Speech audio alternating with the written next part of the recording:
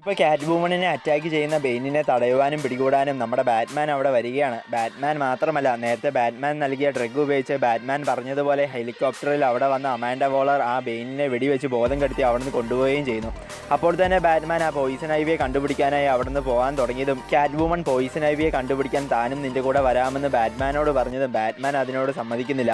ശരിക്കും ഈ കാറ്റ് വുമണിനെ പോയിസൺ ഐവി കൺട്രോളിലെടുത്താണ് അതെല്ലാം ചെയ്യിപ്പിച്ചതെന്ന് ബാറ്റ്മാന് നേരത്തെ തന്നെ മനസ്സിലായി. എന്നിട്ടിപ്പോൾ കാറ്റ് വുമൺ ആ പോയിസൺ ഐവിയെ കണ്ടുപിടിക്കാനായി ഇവിടെയുള്ള അവരുടെ ജോലിക്കാരെ കണ്ടുപിടിച്ചാൽ മതിയെന്നും അവരുടെ അഡ്രസ്സ് തനിക്കറിയാമെന്നും പക്ഷെ അത് താൻ പറഞ്ഞു തരണമെങ്കിൽ തന്നെ നീ കൂടെ കൂട്ടണമെന്ന് ബാറ്റ്മാനോട് പറഞ്ഞതും ബാറ്റ്മാൻ കാറ്റ് വുമണിനെ കൂടെ കൂട്ടുന്നു. അപ്പോൾ തന്നെ ആ സന്തോഷത്തിൽ കാറ്റ് വുമൺ ബാറ്റ്മാന് ഒരു ഗിഫ്റ്റ് കൊടുക്കുകയാണ്. എന്നിട്ട് പിന്നീട് ബാറ്റ്മാനും കാറ്റ് വുമണും ആ പോയിസൺ ഐവിയുടെ ജോലിക്കാരെ കണ്ടുപിടിച്ച് അവരുടെ അടുത്തു നിന്നും പോയിസൺ ഐവി എവിടെയാണോ ഉള്ളതെന്ന് അറിയുന്നു. ഇപ്പോൾ പോയിസൺ ഐവി ഉള്ളത് സൂപ്പർമാൻ്റെ സിറ്റിയായ മെട്രോപോളിസിലാണ്. അങ്ങനെ ബാറ്റ്മാനും കാറ്റ് വുമണും മെട്രോപോളിസിലേക്ക് പോവുകയാണ്.